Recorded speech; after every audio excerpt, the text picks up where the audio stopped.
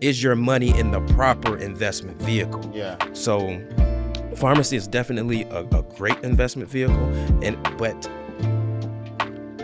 even if it's failing, or even if it feels like it's not going the way how you want it to go, that's where you can sell it. That's where you can sell it. You can get you a lump sum. You can do it again and put hundreds of thousands of dollars to the side. You see what I'm saying? So it's never a space where the cycle stops. Yeah. And if you don't want to own pharmacies anymore, then just go work for somebody and get paid $130,000. Right. You know, pharmacy itself is lucrative. Right. It's recession proof. Right. Hey, wait. I know you want to watch this next video, but listen, if you are an entrepreneur, business coach, business consultant, or a small business owner who has a story and wants to learn how to create multiple streams of income from your story, I need you to text me right now, my book, to 646-687-4152. That is my personal number. I have been an author for over 12 years. I've written 10 books. 4 of them have been bestsellers, and I've sold over 100,000 books. But I've also helped a lot of my clients take their expertise and put it into a story, then create multiple streams of income from that. So I want to help you do the same thing. So text my book to 646-687-4152. All right, let's go back to the video.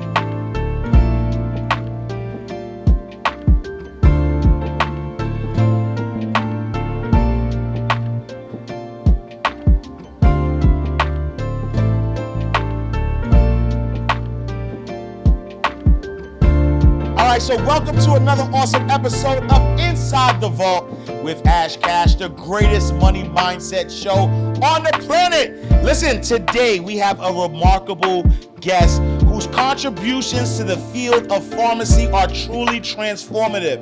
Joining us is Dr. Xavier Bryant, the visionary founder and owner of Rx MTM Consultants. Dr. Bryant is a licensed pharmacist in the state of Georgia, where he has significantly impacted the development of pharmacy healthcare systems, not only in Georgia, but also in South Carolina and Alabama. Through Rx MTM Consultants, he has championed access to essential pharmacy services, health foods, vitamins, durable medical equipment, and laboratory testing. A proud graduate of Mercer University College of Pharmacy class of 2011, Dr. Bryant also dedicates his time to academia. He serves as an assistant clinical professor at Mercer University College of Pharmacy, Philadelphia College of Osteopathy and Medicine, and MSN Heal Clinic. His passion for education extends to his nonprofit organization, 360 Health Inc., which he founded in 2015. This 501c3 entity is dedicated to training pharmacy students in point-of-care services and pharmacy ownership, enhancing their educational experience and career trajectories. Ladies and gentlemen, look, when I tell you that what we're about to teach you, what you're about to learn today about the pharmacy business is something that you've never heard before, and I am excited to have Dr. Xavier Bryant in the building. Man, what's happening, brother? Good to be here today. Good to be here. Man, I'm excited because, behind the scenes, man, I was talking to, to Dabri and Tori Lockett about, what you do and Right on. and the phenomenal business model you built around pharmacies, right? And I was so intrigued because I believe that what people don't realize about the pharmaceutical business, it's a $1 trillion business. And if you understand that, unfortunately, the way, people are going in this country alone, pharmaceuticals aren't going to, like, people are getting sicker and sicker every single day. Every day. And so I want to definitely dive into, your background and what you do. But for those who don't know you, who is Dr. Xavier Bryant? Who is Dr. Xavier Bryant? Definitely a visionary. Definitely a visionary. Definitely a healer. I've been sent to this realm to heal people, but not only heal them mentally, physically, and spiritually, also to heal our people financially. So when it comes to my particular profession, I understand that we are not only pillars of society, but we are the gatekeepers to the medications. We are gatekeepers to healing. You have to come through us in order to get healthy a lot of times, if it requires any type of drug or medication therapy. But I believe in healthcare from a 360-degree approach. So I not only believe in medicinals, but you also have to go with your herbals, and then you also have to come from a mental perspective as well to get all of those aligned so that you can actually succeed in life. So ultimately, teaching students, whether it's my high school students, whether it's my college students, or whether it's my counterparts, how to open pharmacies, that's my passion. It's a skill set. To become a pharmacist is one thing, but to actually know how to open pharmacies, flip them, and sell them, that's a whole nother skill set that will keep you wealthy, that will keep your family wealthy, that will actually keep you all thriving or in a thriving space for generations to come if you understand how the business model works. So me exposing the students to how this business works is my ultimate passion. It gives them financial security, but it also gives them purpose, and it gives them a place where they can thrive in the society, whereas you control your own. Now, don't get me wrong. Now, working for CVS, Walgreens, all of those other big top names, it's no problem with that, but they will monopolize your time. And time is the most important asset I feel that we have while we're on this earth. So if you can control your time better, I believe you have the opportunity to live better. So becoming an entrepreneur, but an entrepreneur in this space, it gives you that freedom, that autonomy to take care of the community. Not only take care of your community, but you could go international with this. You see what I'm saying? So, and being able to go international, being able to go local, being able to go national, whatever the case may be, you can stamp your footprint in pharmacy, and you can stamp your footprint in your family as an entrepreneur. Yeah, and I love that, because I feel like, first and foremost, like those who know, about, if you come from a low income background, we automatically are taught to work, right? So we're Right. taught, be a doctor, be a lawyer, work government, but even as and I mean, for myself, I was a banker for 15 years. I managed,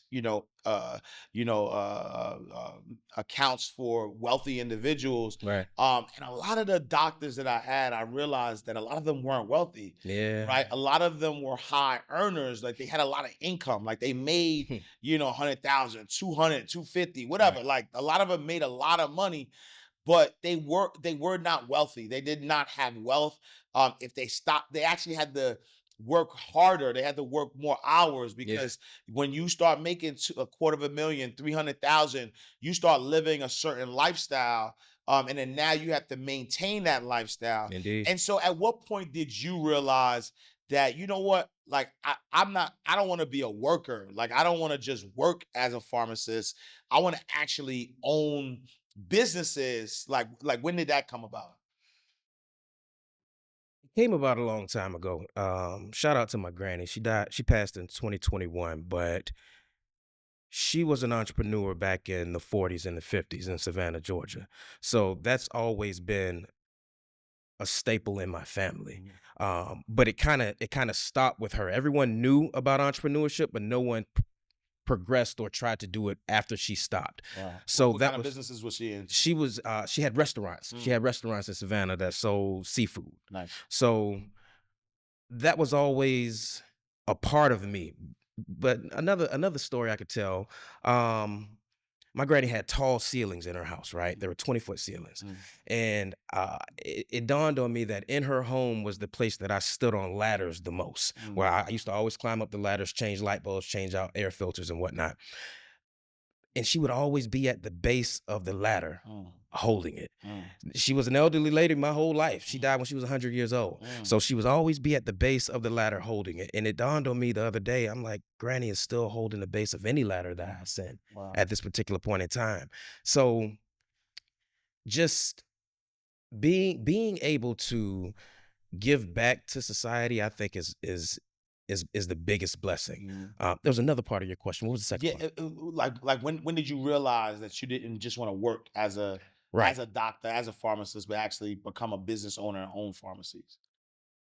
When I determined that they were monopolizing my time, when I understood that the way how pharmacy is governed now, everything is a business. Yeah. It's a $1 trillion business. Mhm. But at the same time, I didn't feel like they were delivering healthcare how I wanted to deliver Yeah. healthcare. So by beginning to open up pharmacies, I had the autonomy to design exactly how I wanted to interact with my patients, which was give them more time, give them more of me, give them more of my staff, give them more valuable resources versus me filling 300-400 prescriptions a day. You come into the pharmacy, I give you your prescriptions, and then you on your merry way.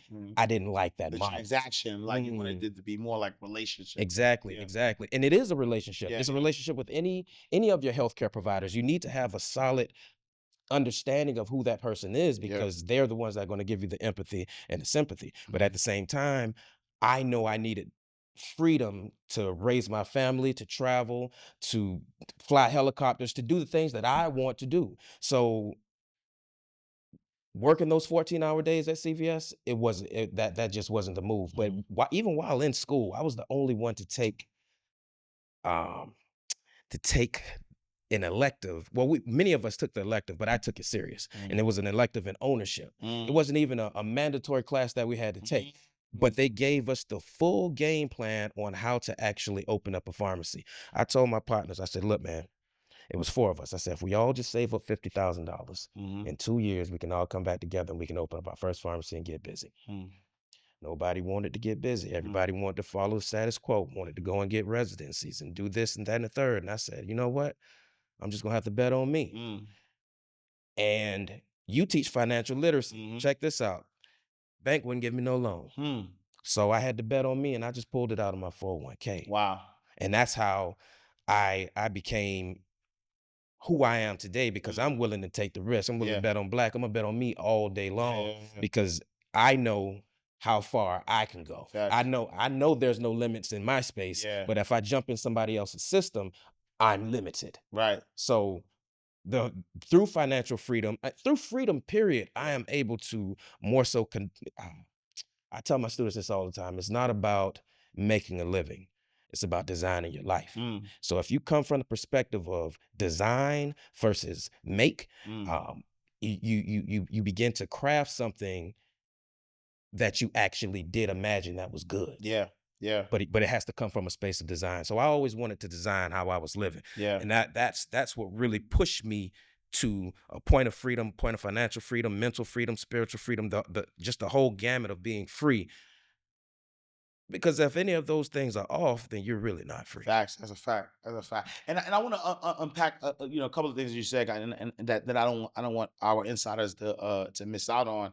I think, like, first and foremost, the ability for you to bet on yourself, right? For you to use your 401k to invest in yourself, but then also that limitation, right? The limits that working within a system, you have to follow that system. The system is never gonna really, let you use it. It's always gonna kind of use you. Give us an idea how lucrative is flipping pharmacies, right? And so when we say flipping pharmacies, that's you putting the capital in, right? Starting the pharmacy. Are you are you buying a building? Are you renting out the building? Are you leasing that? And then when you flip it, how do you find, like, who's buying it from you? And then what's that like? How lucrative it is? How much money are you, For sure. can you make off of pharmacy? So here's the thing about pharmacy. I'm actually in the process of developing a system. Why flip homes where you can flip pharmacies, right? Because the principle is, and in this program, I actually teach you from beginning to end how to find the building, location analysis, how to open up your facility. But the biggest thing is marketing and where you're going to receive your prescriptions. Now, there are limits in pharmacy as well. There are DRR fees, there are low reimbursements. It's a gamut of things that can cause your business to go to the south. Cause your business to go in red, cause you to actually have to close down your pharmacy. So I've strategically figured out where the markets are in order to be profitable in pharmacy. And what I teach a lot of my students, keep one pharmacy because that's your generator. It will always be your goose egg. It's going to continue to produce, continue to produce, continue to produce. But then you can go out and open up several smaller pharmacies, and if you build them to the capacity, utilizing, if you open up specialty pharmacies, if you do 340B pharmacies, if you go with government contracts, you can build these pharmacies to multi-million-dollar status. And then somebody always wants to buy you. They never want the little monster to get big. So once again, the big CVSs, the Walmarts, the Walgreens, they always want to come in and capture your audience, capture your book of business. If you build it right, they will come and they will give you the check every single time. And then you just continue to flip in that manner. So just like how you regularly flip houses, whether you put 10, 20, 30, 40, $50,000 into that house, sell that house and get a return of 100,000, 200,000. I do the same thing in pharmacies, except I invest maybe $100,000, and after 2 years, I'm gonna get $3 million. So that's Wait. So $100,000, 3 years. I ain't gonna tell y'all all the secrets now, but I'm gonna fill you in. Sheesh, that percentage is different. And I think again, I think that when I heard that, I was like, man, I could flip a pharmacy, right? I put 100, right? You put 100,000 in, and then you could sell it for 3 million, especially because, and this is the other piece of it that I think is good, is that most people who go to pharmacies have insurance. Oh, for sure. So this is guaranteed. This is insurance. This is government money. This is insurance company money. This is 90% of people who have a job are employed, right? So only 10% of people are entrepreneurs, and so 90% of people work for somebody. So most of them have health insurance, and so. Man, and so can anybody do this, or do I have to be a doctor? Do I have to say, you know what, in order for me to make that crazy income, I need to go back to school, I need to become a PhD, and then start my pharmacy? That's the beautiful part about it. Anybody can do it. And that's the secrets that I teach. It's open for, you don't have to be a pharmacist in order to own a pharmacy. Wow. You don't have to be a medical doctor in order to own a medical practice. You just need to be a businessman with a solid foundation of understanding how business works. So that's the caveat about this whole thing. If you are a business person, you can open up a pharmacy. You just need to have a pharmacist to run it. Wow. And you know what I love about this is that, again, there's a lot of people watching here that have jobs that have money just sitting in a 401k, or sitting in a bank account, or whatever the case may be, that they're looking to kind of grow with it. And then, like you said, right, that you could 100,000 flip it to 3 million, but what is the cash flow like, right? Because you did say get one, let that be your goose egg, right? And then start flipping the others, right? So what would a typical pharmacy make in it annually? The cash flow, that's where my program comes in, to make you understand how to sustain cash flow and how to get it to a level where you're actually thriving. Because like I said, it's just like any business. If you don't know what you're doing and you invest $100,000, or you invest however much it costs you to actually start up your location, whether you're buying the building or not, there's always the potential of failure. Yeah. Right? Yeah. So by navigating the waters and know where to market, that's where your cash flow becomes a cash cow. It's the markets that you actually tap into. Absolutely. You can't expect to open up a pharmacy and Grandma Pookie just gonna come to your pharmacy and give you all the medication. Facts. It's not gonna happen. Yeah. That's not how it works. Yeah. In my program, I actually teach people how to grow their prescription volume at a rapid rate. Because that's what you really want. Right. You're already paying rent. You're already paying you're paying all expenses already, including a 6-figure salary to whatever pharmacist that's already working there. So, and then you have your technicians as well. So if you're running a business, and at some point in time, you need to generate cash flow. Regardless of however much money you start off with, at some point in time, you want to generate cash flow. That's what I teach you, how to get that at a faster rate, at a faster pace than most businesses. Yeah, no, I love that because I think that, there's a saying, African proverb, if you want to go fast, go alone. If you want to go far, go together. If you want to go fast and far, get a mentor. And I'm trying to tell Right? you.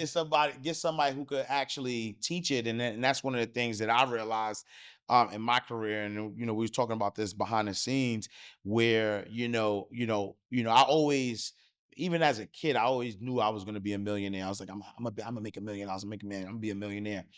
But I never thought about making millions of dollars fast. Like I always was like, man, I'm gonna accumulate millions of dollars, Yeah. And so I always had that mindset. I always had that mindset, and even myself, in order for me to had like become an 8-figure entrepreneur, I had to like find a mentor. I had to find somebody who was able to teach me, right, how to make money fast, how to serve people faster.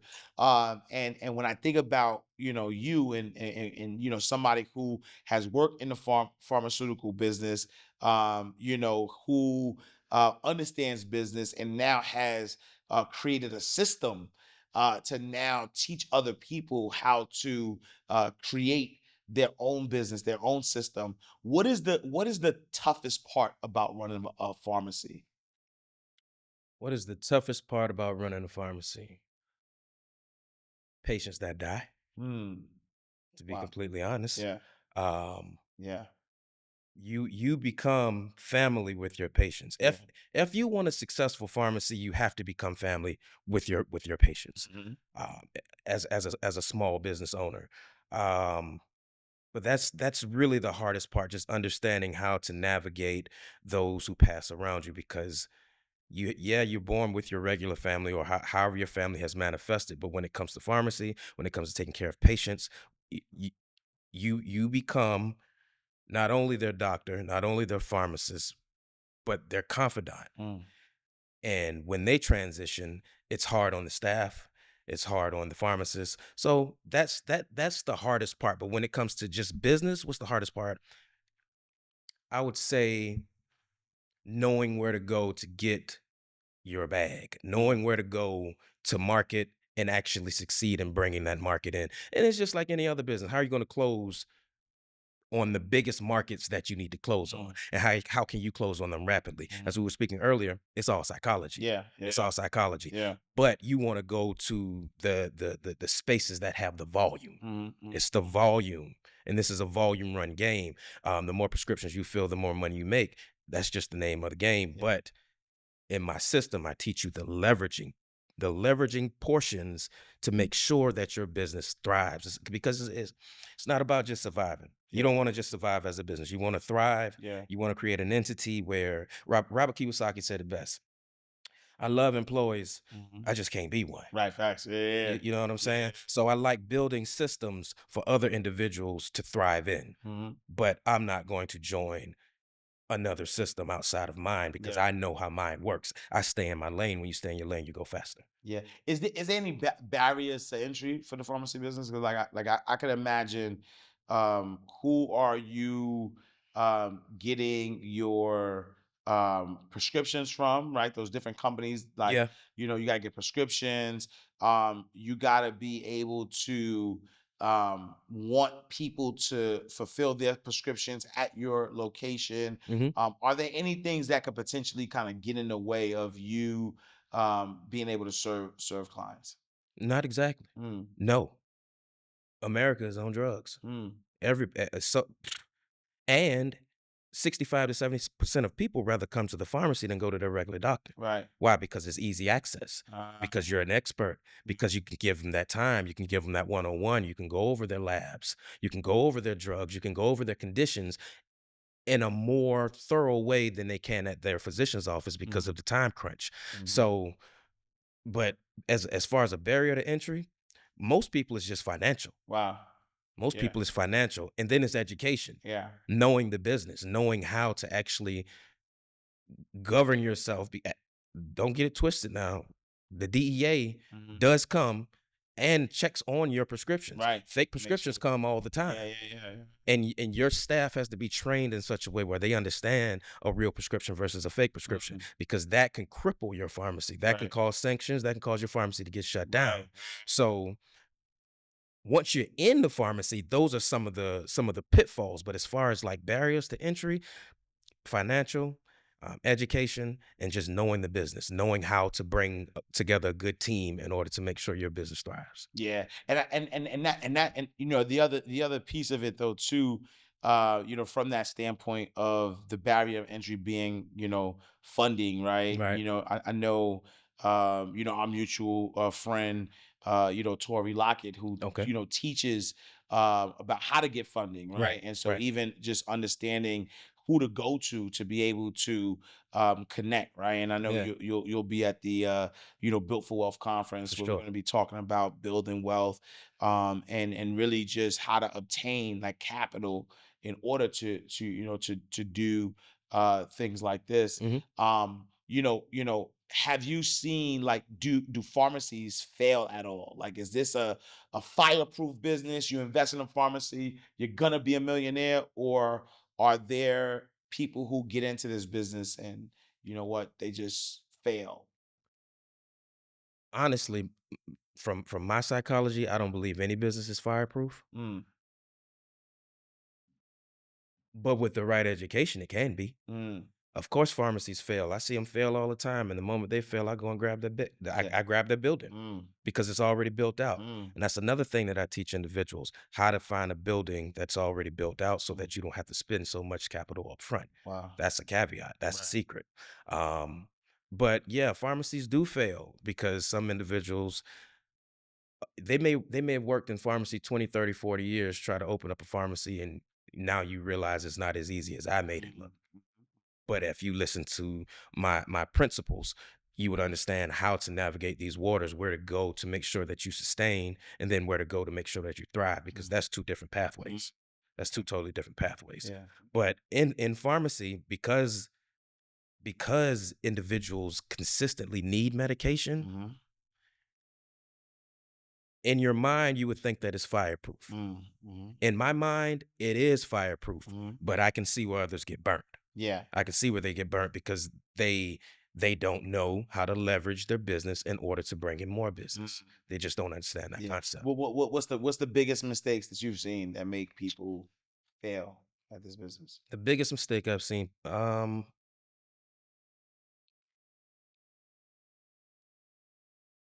having the wrong staff, Mm, not understanding how to market, mm, believing all you have to do is open up your doors and it's going to work. yeah. Um, Not having enough capital up front, not knowing where to go get your drugs, not Mm, knowing where to go get your margins, mm, you know, and just believing that whatever experience that you had before is enough. No, you need to continuously stay on a continuing education pathway. mm, Not only about your position as a pharmacist, not only the profession, but also business wise. How can I increase my margins? What do I do? Where do I go? A lot of people, they get stuck immediately because they only want to go to doctor's offices. mm, They only want to market themselves to doctor's offices, and then the doctor may only send a few prescriptions at a time. But you have to know the leveraging the leveraging components. You have to know how to go and get that government contract. mm. But if you don't understand that, and all of this is about relationships. Right. It's about relationships. So developing strong relationships outside the normalcy of just going to market at doctor's offices is like, where else can I go? And I teach you where to go. Yeah. Yeah. You said something earlier that I thought was really intriguing, about healing being a like a 360 thing, Hmm. right? Hmm. Where you need the mental aspect, you need the herbs, Hmm. sometimes you need the medicine. Talk to me a little bit about that, Oh, because for sure. it reminded me of like manifestation, if you will, right? Mhm. So I'm a master manifester. I believe thoughts become things. But there's work that needs to be done in order to get from point A to point B, especially if you are in a space where you've accumulated all these bad habits, right? So like I'll give this as an example, right? Like if somebody had bad habits and because of their bad habits, they don't have money, let's Yeah. just say.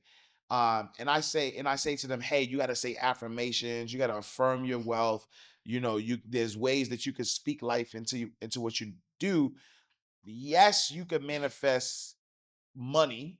Yes, you can manifest opportunities, but the truth of the matter is, if you like in debt, you're not going to manifest the moment you start thinking about how to get to that next level. And so there's sometimes, right, depending on what energy you're vibrating on, you have to deal with what's emergency right now, right?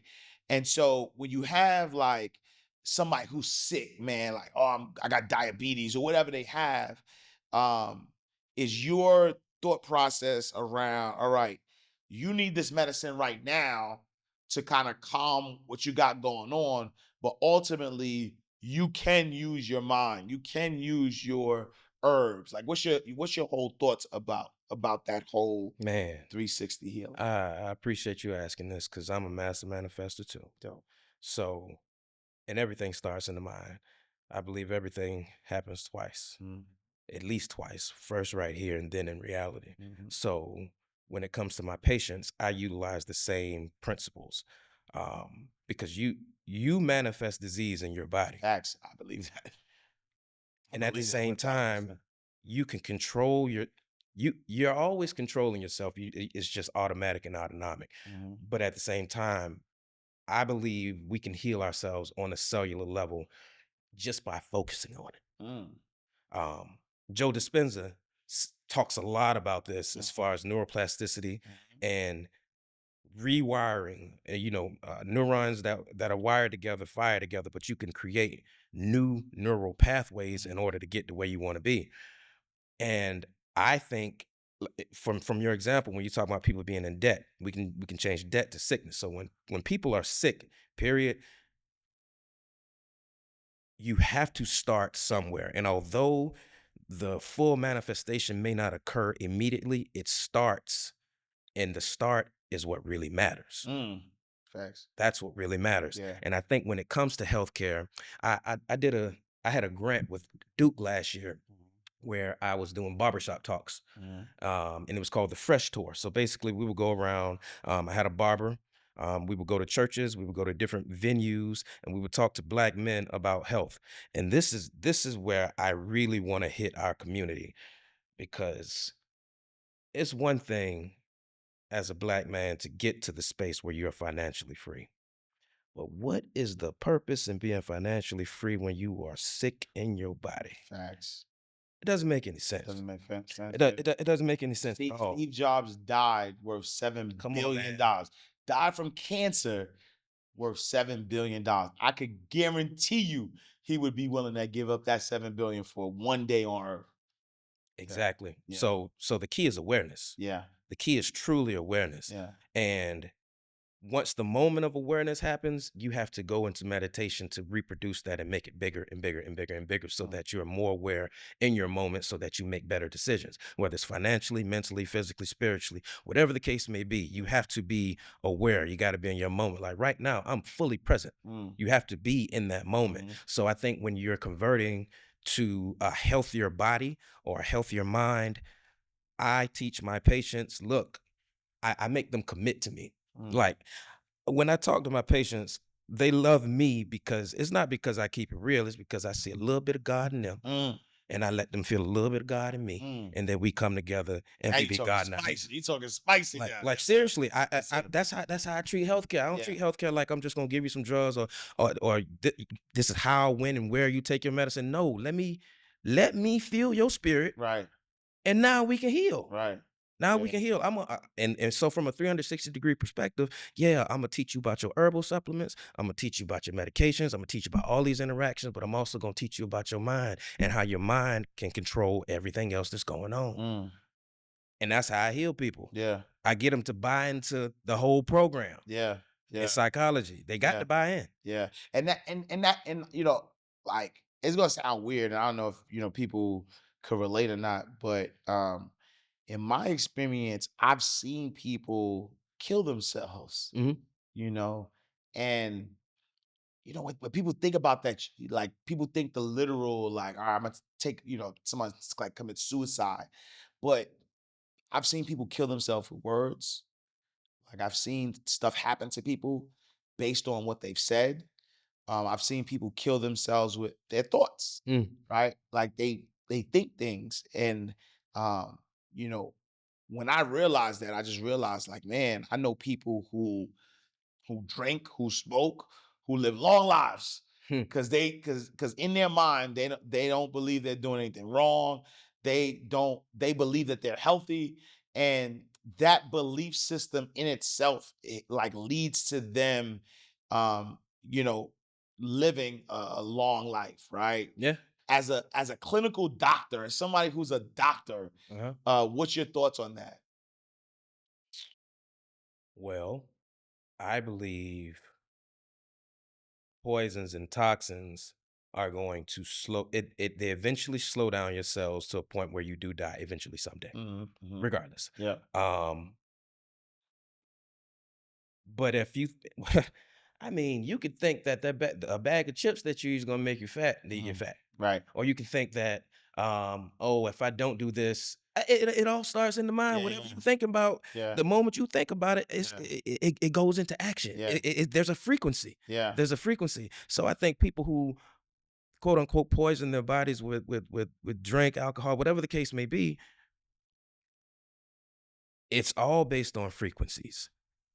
So even if you have lived the best life, or you've been running and drinking water and thinking right, then all of Mhm. a sudden cancer pop up. And Right. that's probably because it was some undealt with stress, Facts. some unfulfilled prophecy you had in your own mind about yourself. Yep. Even though you're trying to do right, it's a tug of war. Right. It's a tug of war. So on the outside you might look one way, on the inside you could be toe up. Right. So I honestly think it's just in the mind of the beholder. It's in Mhm. what you see in the mirror and what you see when you close your eyes. It's like, who are you? Yeah. And where's your frequency? Yeah. Because you know when your frequency off. And if you don't know when your frequency off, that's when you need to engage in meditative practices more to understand who the inner you is. That person, when you close your eyes and none of this really matters. Yeah. Okay, now what do you want to do? Cast it out, and then move in that direction. Mm. One thing I always tell people, I say I could predict the future. Mm. I say, how you can predict the future? I say, all you gotta do is write it down and do it. Mm. That's heavy. It's just that simple. Now, Yeah. in the meantime, there are gonna be other frequencies throughout the day of people associating with your vibe. But if you wrote down what you want to do and you begin to take the steps to do it, then you've Yeah. predicted your own future. Literally, I tell a story all the time. I wrote my first book in 2009. I was a branch manager at Chase when I wrote it. And I predicted, and then anybody could check it. I always kind of reference this. My book is called Mind Right, Money Right: 10 Laws of Financial Freedom. On page 48, I wrote my definite chief aim, and I want to say 90% of what I predicted happened. The only thing that I have not done that I said I would do was sell millions of books. That's the one thing that I have not done yet. Mhm. And I know it's going to happen, right? Because I've sold 250,000 books as an independent author. But the one thing I said I was going to do like I said I was going to be seen by millions of people. I said I was going to make millions of dollars. I said I was going to have a perfect work life balance with my wife and kids. At the time, I was only married with one child, so I said kids. I didn't know I was going to have 2 children. So Mhm. like everything I predicted like happened, and so the my words did become things. So that's a powerful thing. Um, and so what is the future of pharmaceutical, right? So like I remember coming up, I'm from New York. I remember we had a bunch of small mom and pop pharmacies, the love stores, if like there was a lot of different pharmacies. Then I don't remember what year it was, but then all of a sudden all of them got swallowed up. I'm talking about everything became a Dwayne Reed. Yeah, Like yeah, yeah. every single one became a Dwayne Reed. And then I started seeing Rite Aids, and then it became, Walgreens, right? CVS. So like it just kind of felt like all the mom and pops got like swallowed up. And eventually as I started traveling, that's all like I hardly see like mom and pop, pharmacy. So what is the future of pharmacies and in the pharmaceutical business? Um, the future of pharmacy, if you're paying attention, it's Amazon, Mm, it's specialty pharmacies, it's convenience of pharmacy, mm, it's concierge services yep. in the space of pharmacy, in the Yep. space of healthcare, being able to receive these products directly to your front door Mm, without you ever having to leave the house. mm, So I believe pharmacy is now pharmacy has never been sexy. mm, It's been a standard situation for the longest, but I think now with the uh, how intentional IoT is and I believe that functionality mixed in with healthcare, especially when it comes to pharmacy, is going to add some things. Whether it's through applications on your phone where you're able to monitor things better. But at the end of the day, I believe although those places are getting swallowed up and they continue to get swallowed up, my platform allows you to thrive anyway mm, because once again America needs prescriptions. America is on drugs, like from a whether you want to talk about it from a Schedule One perspective with street drugs, mm, or whether you want to talk about it just treating diabetes, hypertension, heart failure, high cholesterol, whatever the case may be. So you're always going to have a space, but you have to understand your space. It's not a space for everybody to just jump into mhm, unless you jump into my program first. mhm, And then you'll mhm, understand, okay, these are the pathways, the correct pathways to take. mhm. It's always it's always been a booming business. Yeah. And shoot, since 1970, pharmacy salaries have skyrocketed. They've Mm, gone from somewhere from like 60,000 to students coming out right now making 130,000, wow. at 22, 23 years old. Mhm, But, and when I tell students this, my high school students, their eyes are wide open. And I said, but y'all need to understand that's nothing. right. There's a whole nother world of income that you Mhm. can achieve once you understand how to leverage yourself, open up pharmacies, and teach other people how to do it. Yeah, yeah. What advice would you give to somebody who's aspiring to be a pharmaceutical entrepreneur, if you will? But specifically though, those who this might be might be new, right? Like somebody watching this right now um might be like, man, I never because I never thought of I've never in before like before me, I've never thought about owning a pharmacy, Yeah, you know? And it's something that, owning any business could be scary, for right? sure. And so, what advice would you give to that person who has now heard this um opportunity, um, but rightly so might be reluctant. Um, get in contact with me. Mm, Get in contact with me. Dr. Xavier Bryant on all my handles. Email xbryant83@gmail.com. Just find me because at the end of the day, this is financial security. This is mm, real financial nice. security. But you can only be secure financially if you have the proper education behind that. Mm, I mean, you can look at all the athletes. yeah, They receive tens of millions that's of a dollars fact. every year, Mhm. and then 2 3 years after retirement, they're broke. Right, It's because they were living above their means, but at the same time, they didn't place their money in the right investment vehicles right, when they had it. right. Regardless if you got a dollar, $100 million, is your money in the proper investment vehicle? Yeah. So pharmacy is definitely a great investment vehicle. And even if it's failing, or even if it feels like it's not going the way how you want it to go, that's where you can sell it. Mm, That's where you can sell it. You can get you a lump sum. You could do it again and put hundreds of thousands of dollars to the right, side. You see what I'm saying? So it's never a space where the cycle stops. Yeah. And if you don't want to own pharmacies anymore, then just go work for somebody and get paid 130,000. Right. You know, pharmacy itself is lucrative. Right. It's recession proof. Right. Right. This Right. space is recession proof. Because the truth is, regardless of what's going on in the economy, people gonna need their medicine. Regardless. Regardless. Unless society starts to crumble, Right. you will always have a space to come Right. and receive that. Right. Yeah. Right. And so somebody wants to, kind of get into your program, learn from you. Talk us through a little bit of your program. What could they expect? They can expect 3 things. How to open the pharmacy, Mm-hmm. how to thrive in the pharmacy space Mm-hmm. while your pharmacy is open, and ultimately how to sell that pharmacy in order to get your goose egg for your family. Mm. Those are the 3 main parameters that my program will definitely teach. Yeah. And then I learned this as a helicopter pilot, and I also instilled it into my program. We teach you how to aviate, we teach you how to navigate, and we teach you how to communicate to make sure that you're successful. Because when you think about aviation, you have to know how to fly, first of all. So you have to know how to govern yourself in this business. Navigate, you have to know where you're going.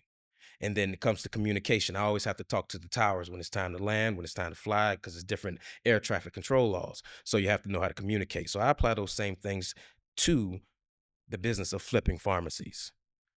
You have to know what you're doing, you have to know where you're going, and then you have to communicate while you're doing this entire process so that you're successful.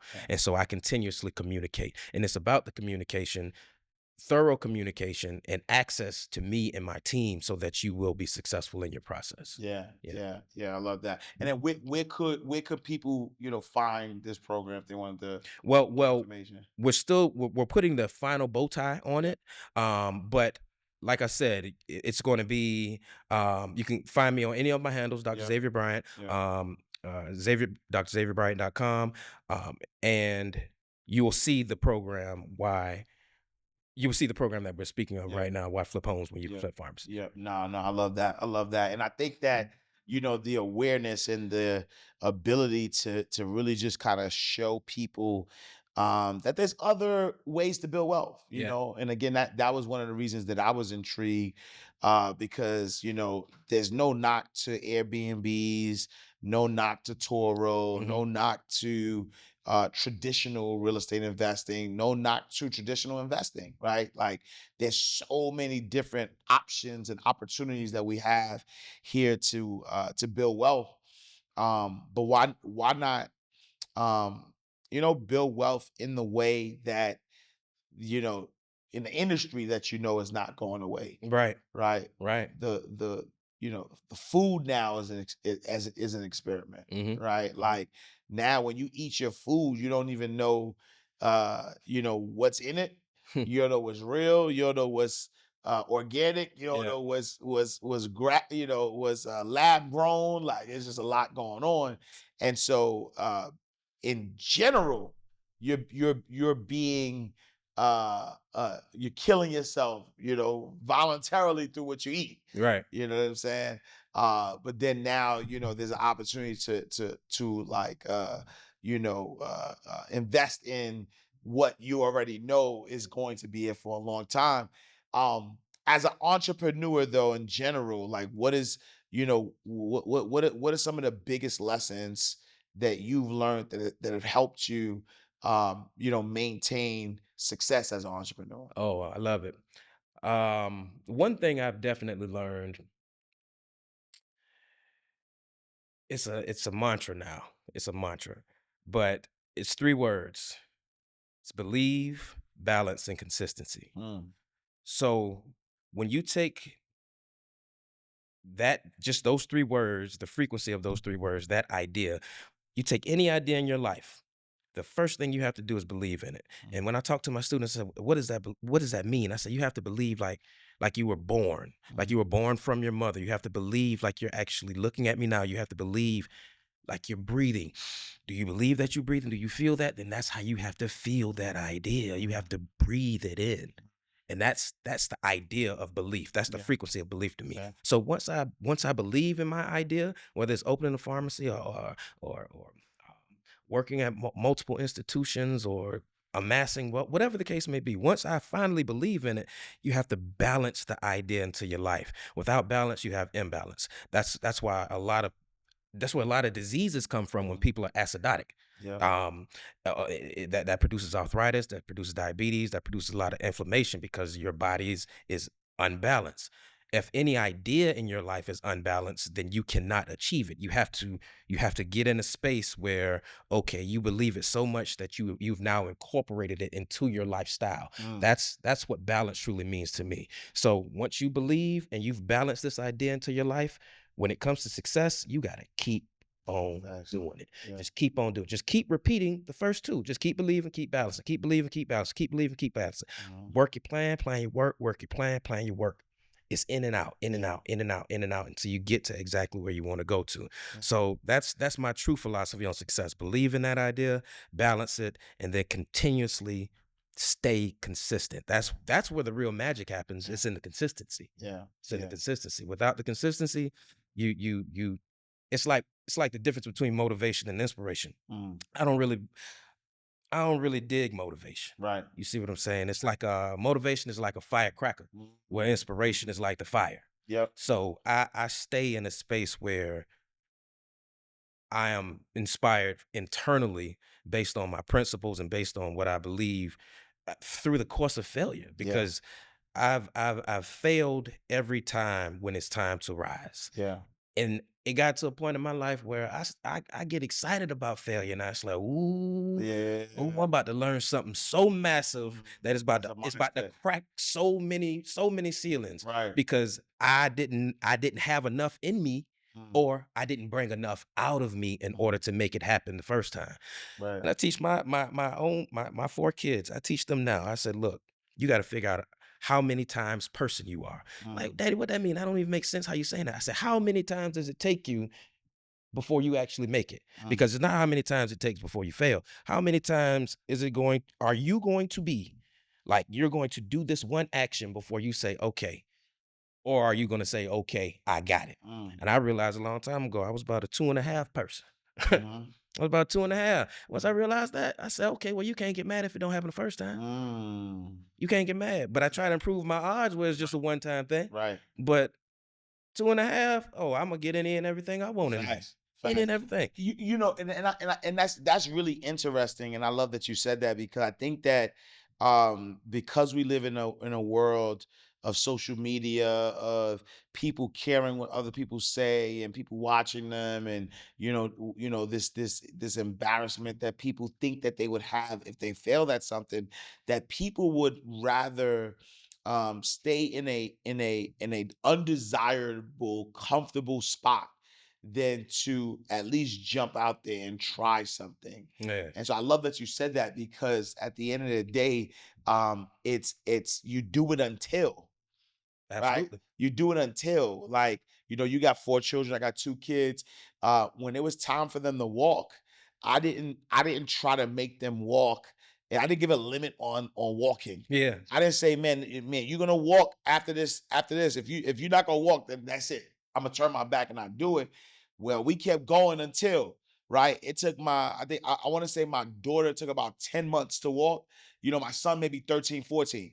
Right? After 10 months with my son, I didn't say, you can't do it. No, we kept going until. And so I love that philosophy of the 2.5. Like, all right, if I feel like this, I'm gonna just keep going.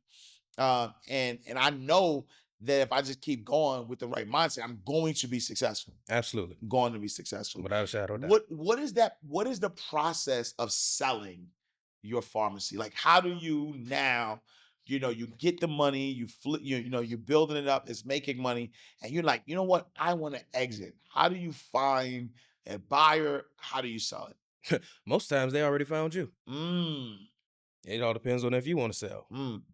They always looking. Like I said, they don't want the little monster to become the grizzly bear. They don't want that. They don't want competition. Right. They don't want competition. So a lot of times, even when you first open up your pharmacy, 2 months later, you get a letter in the mail from Walgreens. It's like, man, I didn't even, Wow. I haven't even, and that's the thing. And they will try to cut you a check Right. for whatever it is. Now it's gonna definitely be undervalued, but it's gonna be more than what you probably invested to open up this business Got it. immediately. Got it. Immediately. Got it. Or you find brokers, or you can call individuals at these companies and just let them know that you want to sell, and they are going to want to buy. Right. Wow. Facts. Wow. And I love that you said that, because again, it seems like a very niched market, right? A niched business opportunity, but even in the same breath though, because it's so niche, the opportunity to make money are out of this world. Out of this world, Out of this man. world. Yeah. And people got to understand, government contracts, they come they come hundreds of millions of dollars. Right. I mean, but see, once again, it's all about understanding that process. Yeah. A lot of times when RFPs are released, somebody already got it. Mm. It's already been allocated to someone. Right. It's just a ramification Yep, to exactly. post it on the site, Yep, yep, and now yep. you think you can apply. You think you got You the have all skills. the qualifications, and you wonder why you can't succeed in that space. It's Right. because you have to navigate those waters, leverage the people you know, and actually get at the top of the government food chain. Yeah. Where, okay, they know you now. Right. They know your pharmacy, they know your name, they know who you are because you developed that relationship. So now when that RFP actually does open, I'm going to consider you. Right. Yeah. Yeah. Yeah. Nah, it's a beautiful thing. Beautiful thing. Man, I'm excited, man. I'm looking forward to your program dropping. For sure. Really take just even myself, as I'm always looking for different ways. Yeah. And when I think about being able to flip 100,000 to 3 million, that you got me at hello. Come on. Right? on. Like those numbers are phenomenal. I understand. Unfortunately, I understand human nature, right? And so I don't think that we're gonna heal ourselves, I'm on my journey, you know what I'm saying? I went raw vegan. Oh, that's what's up. And I've been shedding a pound a day since going raw vegan. And I'm like, Congratulations. man, thank you, Congratulations. brother. And I'm like, man, like that's the medicine, you know what I'm saying? Luckily, I've always had good health because as an athlete coming up. And through bad habits, I've gained some weight, and just kind of using food Mhm. even as the medicine Yeah. has allowed me to heal myself. It's a famous saying that said, "Let your food be your medicine." Mm, And I heard this not too long ago. When you go grocery shopping, stay on the outside. mm, Stay on the outside. That's That's where the vegetables, yep, that's where the real meats are. yep.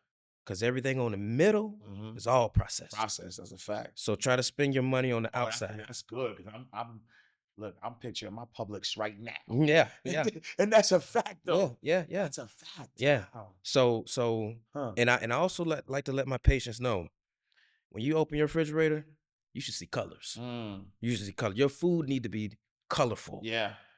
Not in packages, not processed. You need fruits and vegetables. You need to have blues and greens and reds and yellows, because all of those foods and colors have different frequencies that heal your body. Mm, That's where the real magic is. Yeah. So keep your refrigerator colorful, and I promise your body is going to thank you later. yeah. And even for myself, I've noticed that, like, through eating raw, I'm sleeping better. Yeah. When I wake up, I'm not waking up tired, I guess, because I would probably had processed food. And guess what the body got to do? Body got to process it. Yeah. And so while I'm sleeping, the body's trying to process this thing, which is making me more tired. Right. Here's the thing about it. Mhm. Food is supposed to be fuel, Yes. but people put the wrong fuel into their bodies. Mm, You see what I'm saying? Yeah. Like it's almost like different styles of gasoline, 87, 89, 93. And sometimes you could drive off a moonshine if you wanted to. Right. But the fact of the matter is, you got to be aware of what you're putting into your body. That's You got to be amazing. aware. And like I told you earlier, it's all about awareness. Yeah. It's awareness. Yeah. Yeah. Listen, y'all, Dr. Xavier Bryant. Man, if you're like, I would just suggest, man, follow him online. For sure. Check out his website. Really stay tapped in, because I promise you, this is a opportunity that at least look into it, right? At least investigate, at least look into it. Everything has risk, but when you think about the opportunity to be the owner of a pharmacy that is recession proof, is definitely something to look into. Make sure y'all connect with Dr. Xavier Bryant. Tell them again, where can they find you? All handles: Instagram, Facebook, on X, formerly Twitter, Dr. Xavier Bryant. Also at drxavierbryant.com. You can also find me on LinkedIn, and email address xbryant83@gmail.com. Hit me up. Let's do some business. All right, let's go, y'all. Let's build. Let's do some business. Matter of fact, I keep one of these days, right? I need to go to one of your pharmacies, right? Because Yeah. I keep talking about, and maybe y'all tell me in the comments if this would be something that y'all interested in. I keep, talking. Salute to my guy shot behind the cameras. We've been talking about doing a series. So this is Inside the Vault, right? So we talk about sort of like the mindset that it takes in order to build a successful business. But sometimes, we want to show people behind the vault, right? We want to go to the location and just kind of see like the operations, and really just talk about like really the ins and outs of running successful businesses. So coming soon, maybe. I don't know. I gotta talk, y'all let me know in the comments if Behind the Vault sounds like something that y'all would tune into, if y'all want to know behind the scenes of what's going on. But make sure y'all tap in. Dr. Xavier Bryant, Sure. On all social media platforms. Tap in with him on LinkedIn. Really just see what he got going on, because, becoming a pharmaceutical entrepreneur is an option that is available to you, and you do not have to be a doctor. There you go. That's what I love. You do not have to be a doctor. Like I got a degree, but a lot of us don't got degrees out here. And but you got some capital, you got access to capital. If you don't have access to capital, make sure you watch our other episode with Tori Lockett, who's teaching you how to unlock your vision, and make sure that like if you're in Atlanta, you got to go to that Built for Wealth conference. We're gonna put the description. Dr. Xavier Bryant's gonna be there as well. And so if you want to tap in and feel his energy in real life, you can also come to Atlanta, Built for Wealth conference. We'll put all of that in the description below. But we are closing out the vault.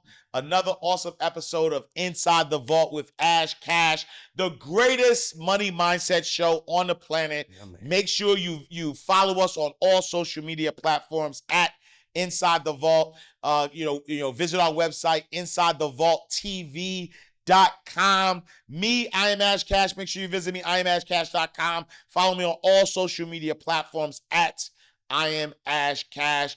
Also, join our abundance community. We have a behind the scenes footage and access to gems and things that you did not see on the show, exclusively for our insiders, exclusively for our members of the abundance community. So go to theabundancecommunity.com. And as always, I appreciate you. Tell a friend and tell a friend. Look, subscribe, share, really, spread this message out there. Let people know that we still around. We still giving you, magnificent content. And as always, I'll see you next time in God's will. All right, y'all. Peace.